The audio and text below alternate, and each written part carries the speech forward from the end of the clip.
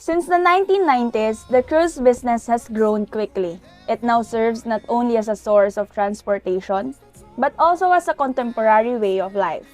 They are known as floating resorts. The future growth of the cruise business is the main topic of this webinar. On January 20, 2023, our group viewed a pre-recorded 57-minute webinar series titled The Future of the Cruise Industry, which was delivered by a guest speaker, Professor Ross Dowling. The COVID-19 epidemic had a particularly negative impact on the infrastructure required by the cruise line sector. As a result, many individuals have questioned what actually occurred and if the sector can ever recover. The webinar's main topic was the potential development of the cruise line tourist sector following COVID-19. It is clear that the epidemic has had a significant impact on the cruise industry. Professor Dowling asserts that the cruise business, which has been a part of the tourist sector for more than 100 years, is highly durable and will be able to rebound a year after the epidemic. It has been stated that if the cruise line business is prepared with a few alternatives to deal with the post-pandemic situation, it may resume normal operations. The webinar also suggested that cruise ship employment is still a viable career path. If the prospective applicants meet the prerequisites, there are a variety of opportunities on board that are available to them. When Professor Dowling said that COVID is very severe and challenging for the world this year, I think this statement is 100% true. The COVID-19 epidemic is a social and economic crisis that poses a threat to a number of issues, including the expansion of inequality everywhere, as well as the advancement of sustainable energy and the fight against global poverty. It significantly impacted our way of life also, and at times brought uncertainty, new daily routines, financial strains, and social isolations. We fret about catching a disease, how long the pandemic will persist, how it will affect our career or education, and what the future holds. As a result, the pandemic's unparalleled worldwide crisis had a significant effect on our mental health.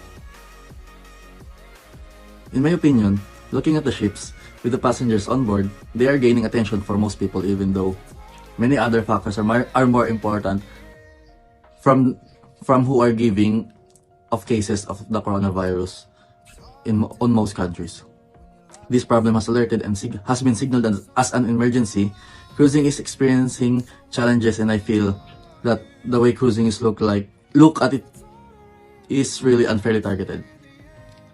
And a worrying situation, especially for passengers who can't go home and should remain in the ship for more extended period of time, where the pandemic is beginning way back of the year of 2020.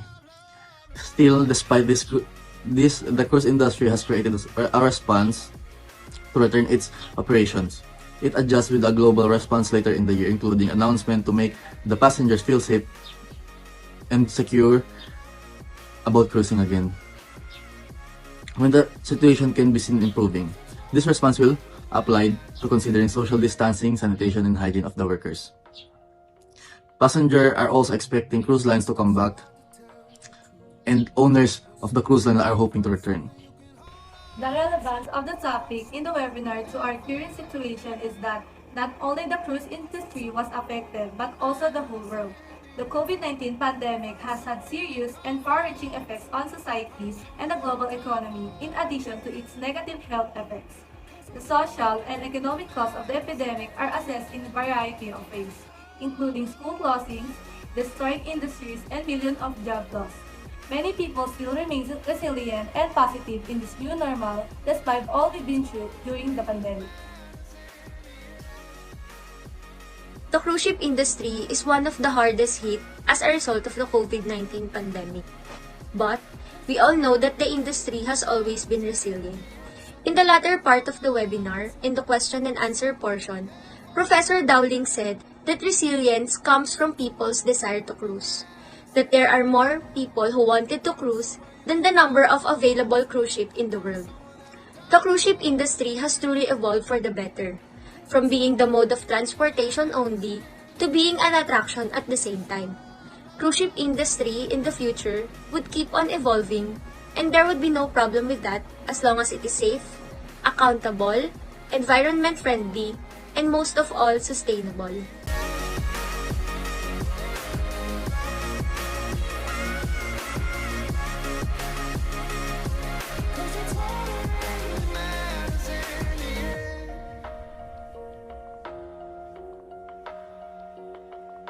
It's hard to tell